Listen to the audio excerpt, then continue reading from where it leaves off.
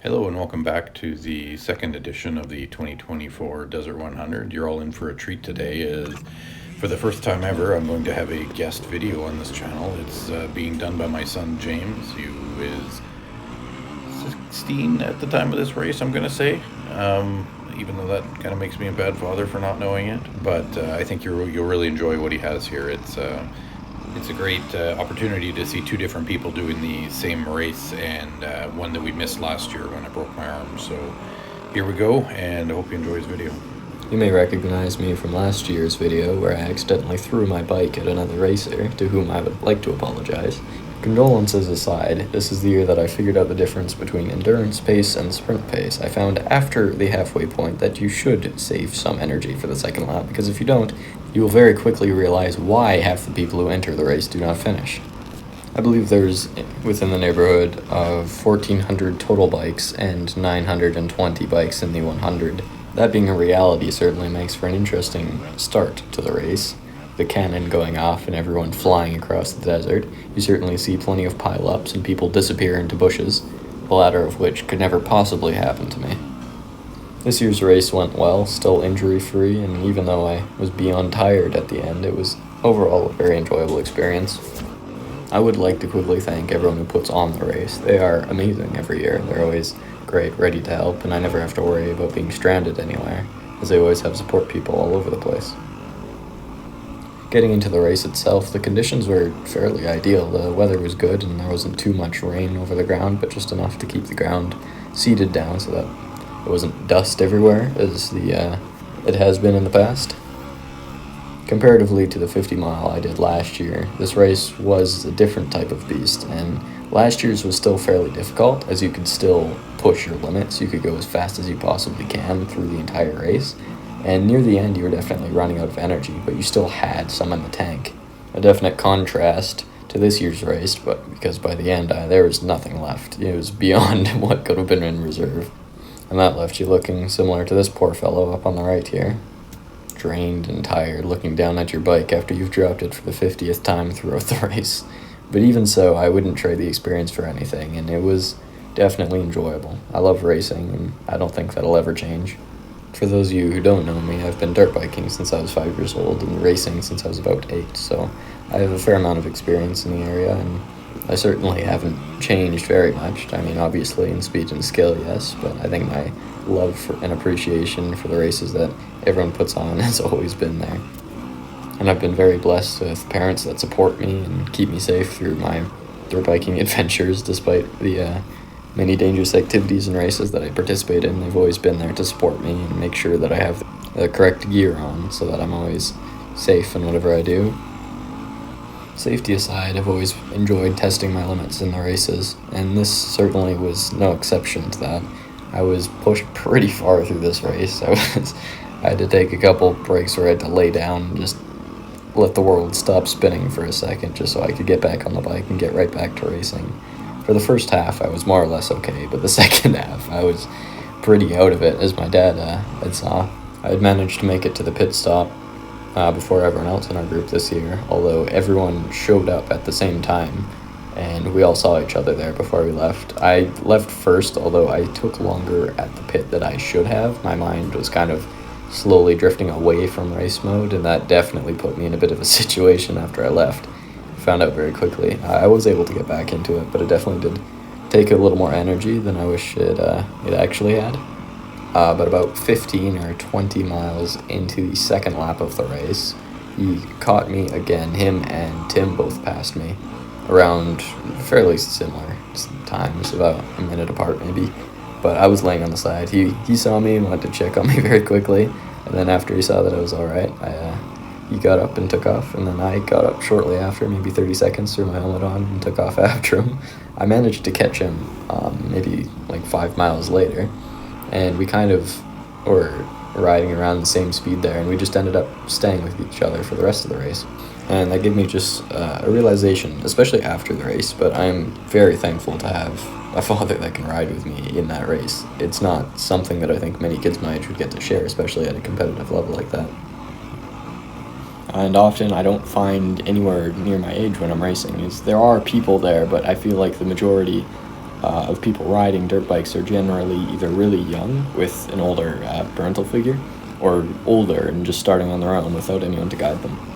And maybe that's for the best, teenagers being the way that they are. All of us constantly are in some mode of chaos, doing something we're not supposed to. And even though it's somewhat counterintuitive, I think dirt biking's helped me with that, have some sort of regulation through the chaos, as I've always had the thrill of racing, but it helps me regulate it now when I need something to do, I need some stimulation.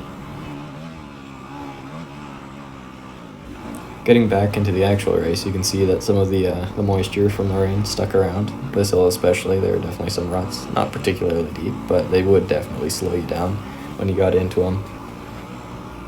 As well as looking at the rocks everywhere, they might not look very big and slippery, but if you get your tire on them wrong, they will flip your bike over by a foot, and you have to react very quickly, otherwise you get chucked right off. It definitely came close to it a couple times, and even rewatching the video, it's funny to see myself slide sideways for no apparent reason.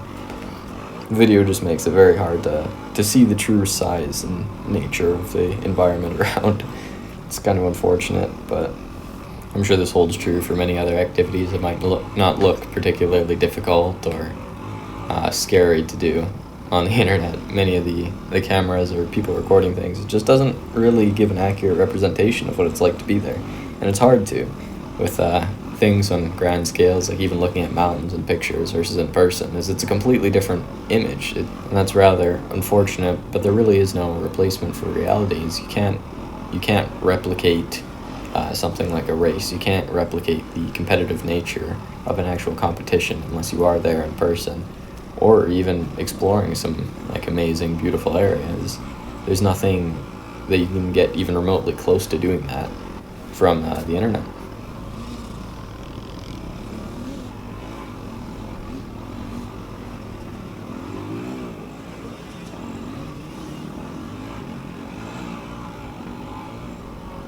One thing I would like to point out is this deer on the left side here, is I do feel somewhat bad for it being trapped in the middle of a motorcycle race and all. Can't imagine it would be a fun experience for wildlife. Panicked wildlife aside, it was an interesting experience being able to watch our friend Devin's son Oscar be in the race for the first time. It was his first time ever being there, and his bike had an unfortunate accident the day before, and he had to swap to a different one. But it's still, him being there was a really good experience, I think. It's not often I get to see someone younger than me just starting to get into that race specifically. Oscar himself is already quite experienced with race. He's been motocrossing for a long time, and he's probably one of the fastest kids I know. And just seeing him experience that was somewhat unfamiliar to me. I haven't had too many people, I guess, younger than me that I've ridden with over the years. Most of the time I'm riding with my father and maybe some of his friends. And that's not usually people that are younger or around my age. And it was somewhat nice for a change to be able to see someone kind of grow through the experience. Although I will add, I have ridden with my sister, who's 2 years younger than me, for the majority of my life, although not generally in a race setting. Returning to Oscar, it's been really nice to see him improve, going to the mountains with him more often, and it's interesting to watch him actually improve every trip we go. He's always substantially better than he was last time, and it's easy to notice and really interesting to watch. Seeing those improvements always helps me motivate myself to continue improving, continue working on my skills, and getting further away from any bad habits or just things that might lead me to give up on continuing to learn and grow. And that kind of segues into a realization I had over the weekend. And I had gone into the weekend with a bit of a cold, nothing serious, but enough that I was starting to doubt my own capability to be competitive. And I was thinking and I was complaining and just making excuses to why I wasn't going to do well, but then I realized that there's almost 2,000 people in the race, and it would be silly to expect that all of them are at their full potential, that none of them could have raced better. And thinking about that, I realized that the people who win every time, it isn't pure happenstance that they happen to be at their best in every race they compete in. It's that they are truly that good. It's not that they just feel good that day, that they woke up in the morning with a sniffle and just gave up. And especially for me, who I'm not racing to be competitive, not to be in the top 10. I'm racing against my own time. I'm racing to be the best that I can. It doesn't matter how I feel. I'm only trying to beat myself. And if I don't win, I at least want to know that I put everything I had into the fight, into the race.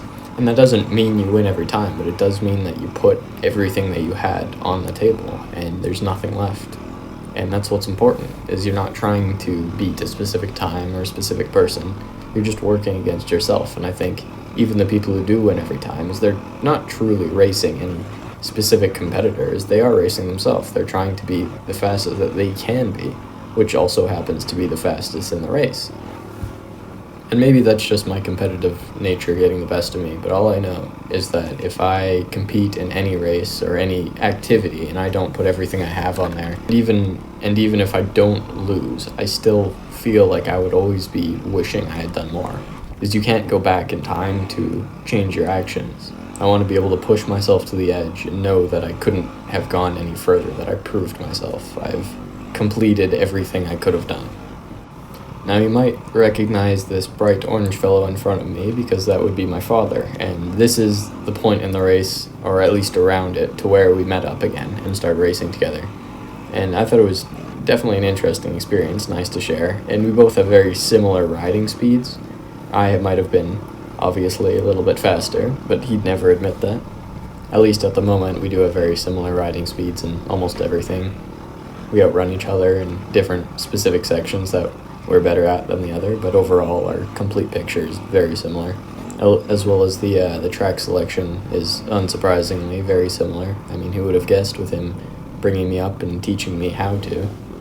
Beyond just the jokes, I am really grateful that we were able to meet up like that. It's definitely, like, just having him to race with me in the first place is already pretty special, but being able to actually race together in a competitive nature like that is just incredibly rare, I think. Like, I can't imagine that happening in very many scenarios, and it was definitely a good experience. I think for me, it helped me get through the end of the race, especially after at the end of the race, you're just battling with fatigue, and you're making sloppy decisions, falling all over the place, and I think just having him there helped me a lot. It just almost gave me a sense of comfort, a sense of security, like we were just going out for a ride like we normally do, just around where we live, causing almost like a boost of mental fortitude, which ultimately is what the race is all about. It's not a race of physical wellness, because nobody in their right mind is going to be physically good after the race. No matter who you are, how fit you might be, you will get beat up through the race, and it's not an easy race to complete. So at the end of the day, physical parts aside, it is a mental battle, and you have to force yourself to keep on going, despite how badly your body might hurt or how much you might want to just sit down on the side and give up.